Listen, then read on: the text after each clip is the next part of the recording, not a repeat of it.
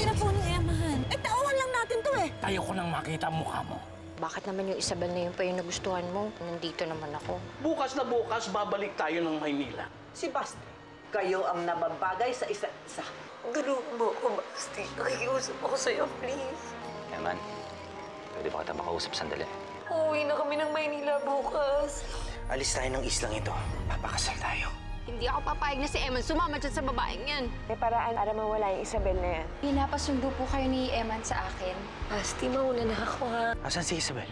Pumunta ang babae kanina dito. Sabi niya pinapatawag mo daw siya. Hindi ko siya pinasundo kahit kanino. Sino yung babaeng yun? Alam ko na kung sino. Sigurado ka ba makamandag yung mga ahas na nandun? Lahat ng makakamandag na ahas dito sa gubat natin, pinapunta ko doon. Si Isabel andun! Isabel! Basti! Humingi ka ng tulong! Halika na! Naku, sandali. Baka makagat ng mga ahas si Eman. Hindi! Oh, si Isabel, kailangan ng tulong. Asan si Isabel? Ikaw lang talaga yung nakita namin, kuya. Isabel, ano nangyayari? Isabel! Isabel! Isabel! Isabel! Isabel!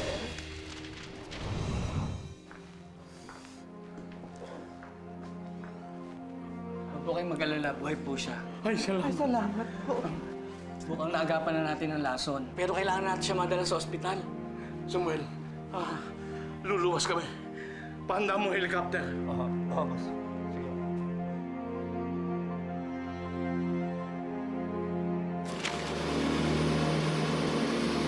Sige. Sige, ikaw na muna bahala dito.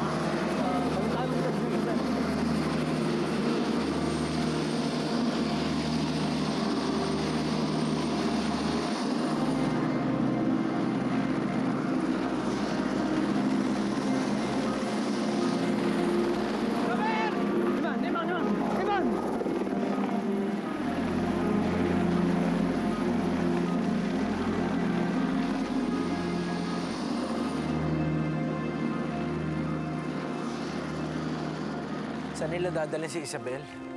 Sa Maynila, malala mga kagat ni Isabel. Marami sa kagat ng ahas.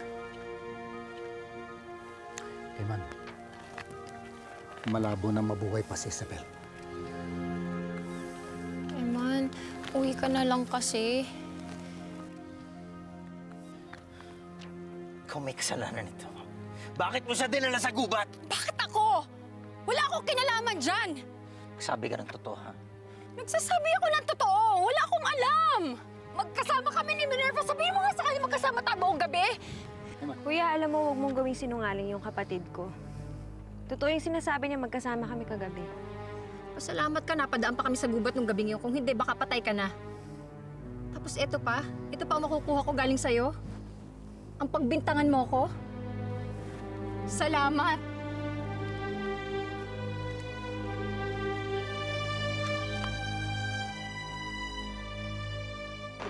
Eddie, ano sabi ng doktor? Kumusta si Isabel? Hindi pa lumalabas yung doktor eh. Ha? Ang tagal naman. Gising na po siya. Pwede niyo na siya makita. Ay, salamat. Nakita mo na ang nangyari? Dahil sa katigasan ng ulo mo, napahama ka, pati si Isabel.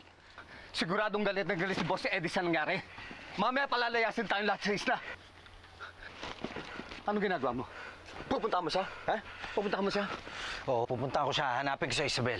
Alam ba kung saan siya nakatira? Napakalaki ng Maynila. At saka hindi mo alam kung nabuhay siya. At kung magkita kayo, palagay mo papayag si Boss Eddie at si Ma'am Aurora na magsama kayo muli? Tanggapin mo, Eman, na hindi kayo talaga pwede ni Isabel. Muntik na nga kayong mamatay. Sa kapipilit mo. Baka sa susunod, matuluyan na kayo. Eman, kung mahal mo si Isabel, pabayaan mo na siya. Kahit na anong gawin mo, hindi mo magagawa ang karapat-dapat na buhay para sa kanya.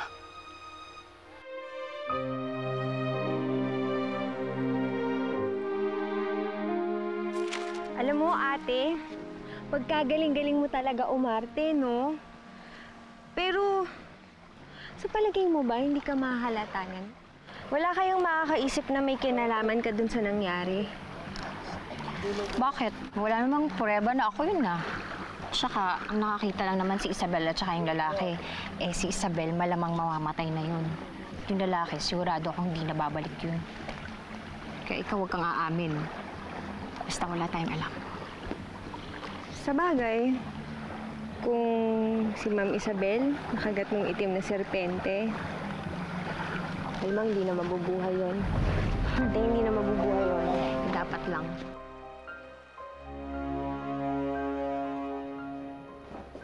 Isabel, anak, salamat at ligtas ka. Ako, anak, akala namin kung ano na nangyari sa'yo. Pinag-alalam kami lahat. Kamusta pakiramdam mo, Isabel?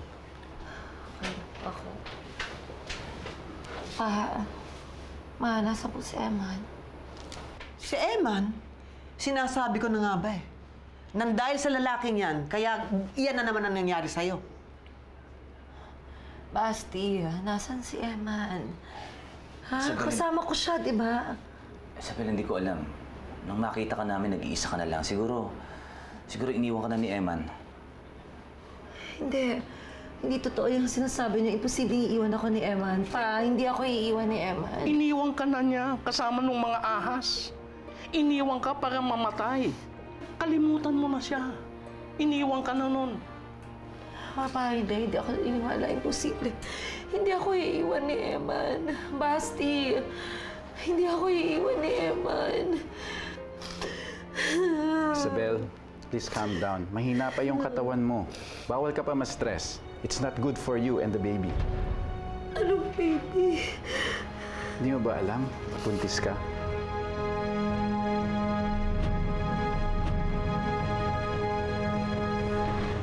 We conducted several tests before we administered the anti-venom. And it's a miracle that the baby survived. Pero hindi pa rin natin malalaman kung anong epekto ng snake venom sa magiging anak mo. But don't worry. We'll always monitor your condition and your baby. O, sige po. We'll just update you kung anong development ng mga results ng mga test na ginawa natin.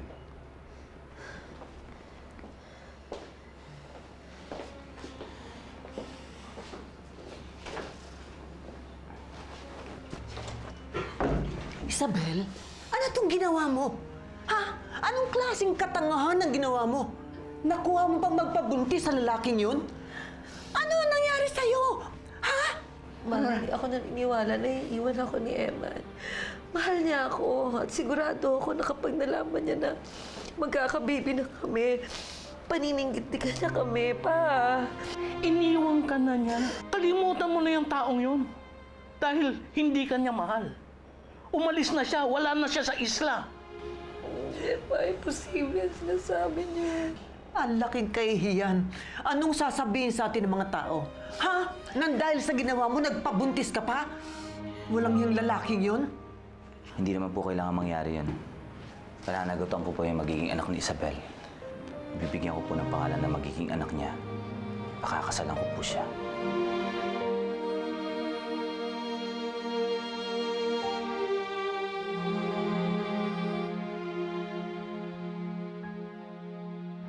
Mukhang matutuloy na rin ang pagiging magbalain natin, kumare. I must admit, nagulat ako nung sinabi ni Basil ang plano niya. Alam ko naman na mahal ni Basil si Isabel. At kung saan maligayang anak ko, susuportahan ko. Kaya lang, I hope she doesn't break his heart kasi pag nangyari yun, ako magiging kalaban niya. I can assure you of that, kumare. Ay, balai pala. Sinisiguro ko sa'yo, hindi na makikita ng Eman na yon ang anak ko. Bakit? Ano ba ginawa mo? Basta, magtiwala ka lang. Hindi na magkakabalikan ng dalawa. O ano, madam? Ano nakikita mo? Magiging matagumpay ba ang negosyo namin ng balai ko? May nakikita akong malaking tagumpay na darating. Isang bata at ahas ang magdadala ng malaking suwerte sa inyo. Bata. Ahas. Wala eh. Ang anak ni Isabel. Ang magiging apo natin. ang pagiging swerte natin. Oh, ano pa? Ano pa, madam, mo sinasabi? Pera? Pera? Pera. Maraming pera. Pera. Puro pera. Tagumpay. Balae, tagumpay.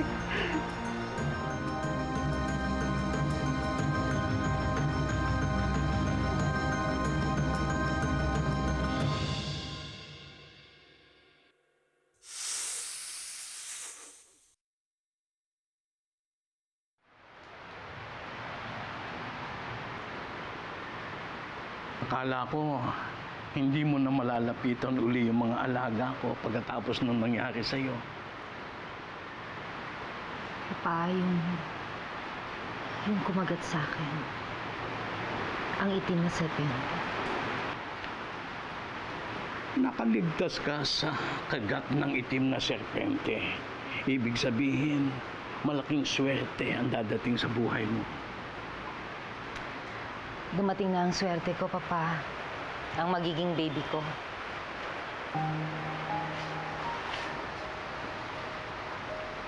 Pasalamat ka at pakakasalan ka ni Basti. Bibigyan niya ng pangalan ang anak mo. Hindi kagaya ng hayop na yun ang iwan sa'yo. Kalimutan mo na siya, anak. Ituon mo na lang kay Basti ang lahat ng iyong pagmamahal. Ha? Oh. Magandang umaga ho. O sige, maiwan ko na kayo, ha? Sige. Isabel, nakausap ko na yung wedding organizer. Sabi mo sa akin kung kailan ka available para we can sit down with her to plan the wedding. Basti, hindi naman kailangan gawin. Tingin mo ba, gagawin ko to dahil kailangan? Isabel, etong gusto ko. Noon pa man gusto ko nang sabihin sa ito pero wala akong pagkakataon. Isabel, mahal kita. Isabel, bata pa lang tayo, mahal na kita. Kaya lang ayoko magbagong pagtingin mo sa akin. Isabel, ikaw ang best friend ko. Pero masigit pa doon ang gusto ko. Isabel, gusto ko maging asawa mo. Maging ama ng anak. Isabel, aalagaan kita. Pati magiging anak mo. Alam ko naman na hindi ako nasa puso mo, pero hindi kita pipilitin. Hintayin ko yung araw na mamahalin mo rin ako.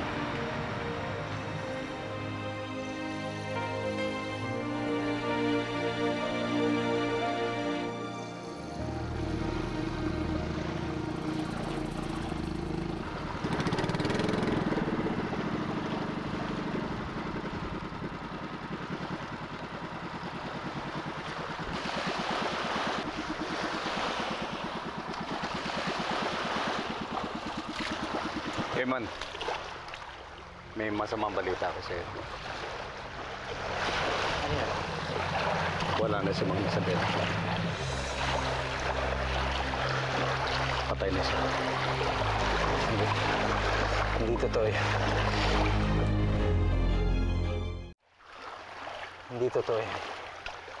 Totoo, Eman. Si Ma'am Aurora na mismo ang nagsabi. Wala na si Isabel. Hindi kinaya ng katawan niya ang kamandag ng ahas. Hindi totoo yan. Hindi ako naniniwala sa sinasabi niya. Hindi totoo yan. Eman! Eman! Pabayaman siya.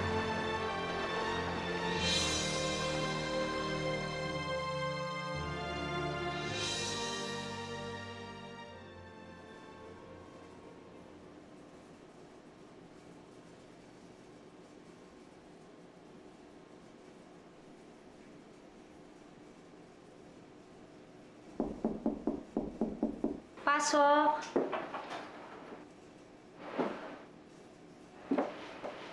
Bastia, bakit ka kumakatok? Pwede ka namang pumasok. Mag-asawa na tayo at kwartong naligo. Isabel, gusto ko sana magpasalamat sa'yo. binigyan mo ang pagkakataon na mahalin ka. Basti, ako nga ang dapat magpasalamat sa'yo. Dahil sa lahat ng mga ginawa mo para sa akin. Mula noon hanggang ngayon, ikaw ang best friend ko. Kahit kailan hindi mo ako iiwan. Kaya pinapangako ko sa'yo, hindi rin kita iiwan. Susuklian ko ang lahat ng pagmamahal na ibinibigay mo sa akin. Gagawin ko ang lahat para maging isang mabuting asawa sa'yo. Mahal na mahal kita, Isabel.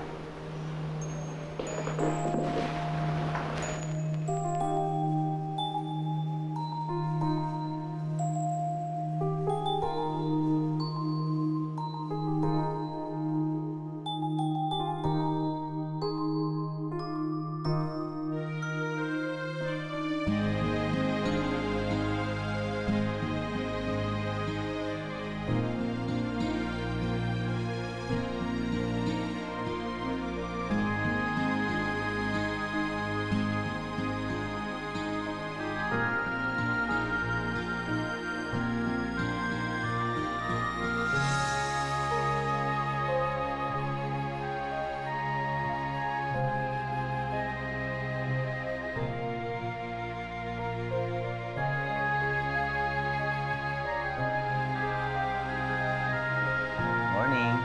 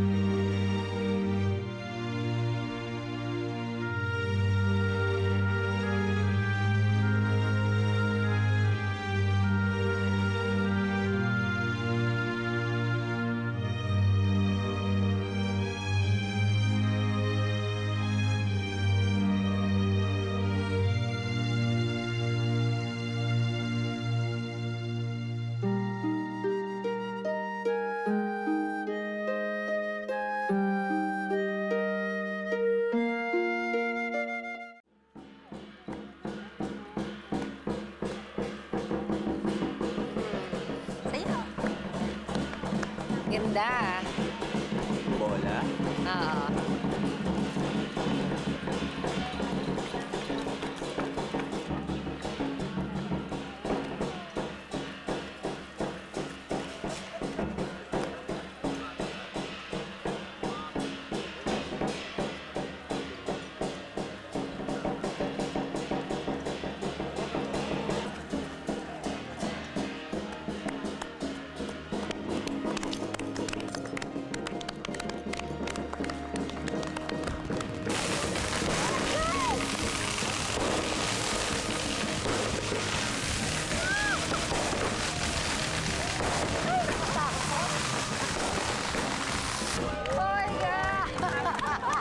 Happy New Year! Happy New Year! Konghe Pachoy!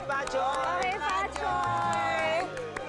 Sayang hindi inabot ni parang Eddie ang fireworks. Ang ganda-ganda pa naman. Alam mo naman may delivery na snake skin ngayon. Alam mo, kumpare mo, basta trabaho, walang holiday. Alam mo, kumadre, kailangan nating makabawi sa investment. Last year, mahina ang benta dahil sa ekonomiya. Hindi Kailangan bali. bumawi. Naku, hindi bali, Mare. Alam mo kung bakit? Bakit? Malapit na ipanganak ang ating apo. Oo. At saka yan ang magbibigay ng swerte sa atin. Year of the Snake. Oh, Di ba? Oh, yes. Anyway, Mare, Okay. mauna na ako. Alam mo, may pupuntahan pa ako. At saka, nag-enjoy na rin naman ako. Oo, Kung sige. Hepa Choy. Kung Hepa Choy. And thank you. It's wonderful. Happy New Darling, Year, Ma'am. bye-bye. Bye, Ma. Okay. Ingat ka. Bye, Happy New Year! Bye-bye. Enjoy, Take care, ha? Kayo, ha? Ingat, kumare. Happy New Year, Ma'am! O, Ma'am, mukhang hinahanap ka ni Mr. Miyagi, ah. Padre, how are you? Isabel, ayos ka lang ba? Okay naman ako. Kaya lang medyo kanina parang nihilab yung tiyan. Alam mo, hindi mo kailangan nagpapagod. Kabuanan mo na ngayon. Ha? Halika na, kain na tayo. Basti, may ahas. Basti, may ahas! Ah, Basti! Okay ka lang? Ay, ko! Mga anak na yata ako, Basti! Ma! Si Isabel!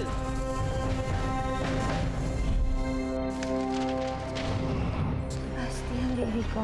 Nasaan na anak natin? Dinala ni Mama sa ospital, pina-check up niya. Ba't ganito ang anak ni Isabel? Halimaw. Wala akong apong ganyan. May nakikita akong malaking tagumpay. Isang bata at ahas.